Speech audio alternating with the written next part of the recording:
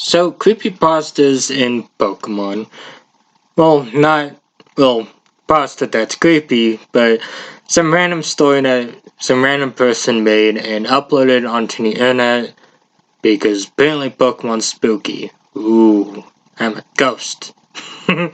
Okay, jokes aside, yeah, so Pokemon creepypastas have been around since probably 2014. That's kind of when I first found out them. That they probably been around a lot longer.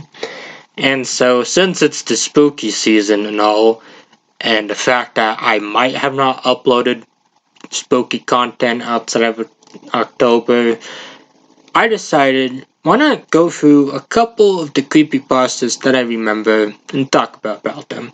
So obviously, I'm not the first person to do this. There's been tons of YouTubers that have read out some of these creepypastas. There's even a ton of, ROMs made about these creepypastas. Obviously, one that might come to mind is Hypnos Lullaby, or maybe Creepy Black, or Strangled Red, or Lost Silver, or I forgot my keys in a McDonald's parking lot and had to drive back there at 3 a.m. because of some reason. So, without much more to provide a distraction, let's just get into the video. So, these are a couple of creepypastas that I've ran into across my time as a Pokemon fan. So, obviously, the first one on this list is, of course, the Old Chateau story. The Old Chateau originally was from Pokemon Diamond Pearl.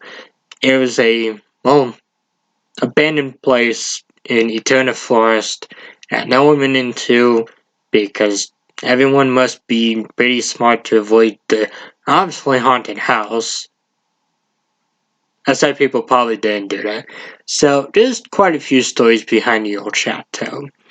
Obviously, the one I'm going to be mentioning today is, of course, a theory that had talked about Gardenia, the Eterna gym leader, kind of poisoning some of her family members. There's also this other one about a house fire that started and killed the family.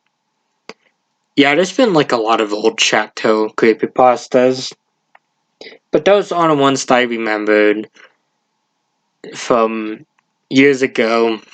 I don't know if there's been any new ones recently, as most of these creepypastas are relatively old ones that I had found when I was kind of new to this fandom. Of course, next up, we of course have Lost Silver. So Lost Silver is about, I think, a haunted cartridge of silver. So basically, it's kind of about a bunch of unknown spelling out creepy stuff and a celery and other stuff. It's definitely probably the most eerie creepypasta, especially since, this was before I had played any of the Gen 2 games, so any of those older Pokemon games was pretty much fairground to just believe anything remotely creepy about them, because, hey, how are you gonna fact check it anyways?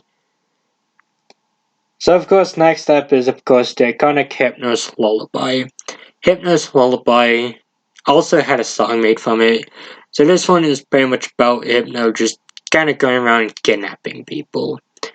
Now, what makes this one creepier is the fact that, it's actually a Pokedex entry that kind of talks about this. Not the creepypasta, but the fact that Hypno might actually be a kidnapper, as its Fire Red Pokedex entry states that, aside from it carrying a pendulum-like device, there was also an incident where it took Rare Child to hypnotized, which is pretty creepy. Pokemon X would later reused the same Pokedex entry, and, now we have Hypnos Lullaby plus a fan-made game about it.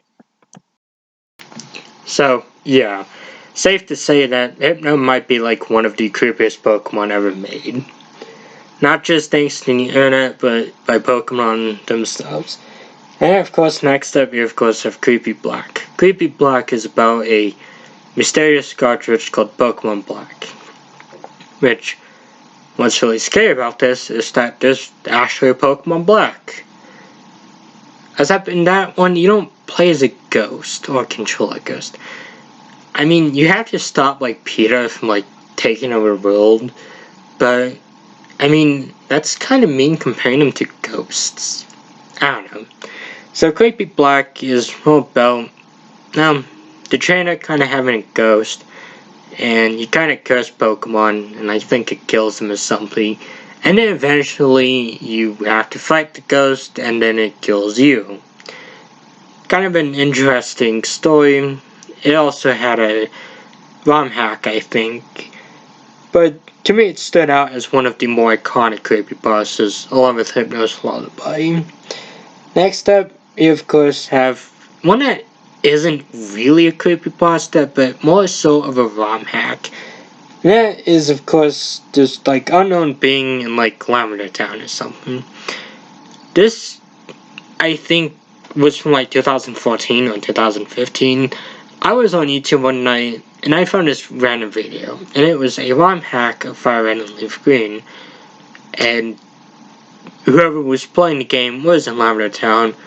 They go up this wall, and eventually they come across like this kind of evil dude, and they fight him, and it intrigued me because again I kind of was gullible, even as a teenager, which kind of, which it's weird to say, but hey, I was pretty gullible.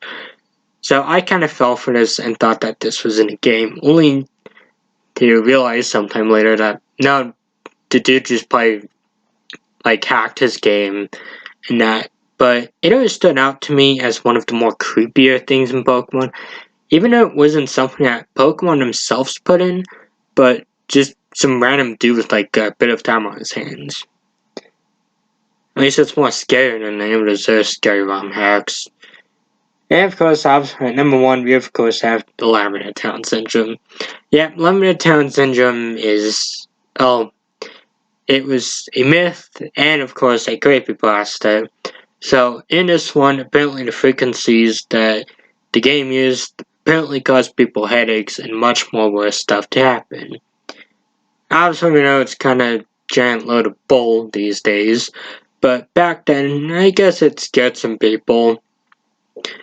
Even if it's not true, it definitely is a very eerie creepypasta. And it got more eerie as someone also kind of did a song, well, video about it.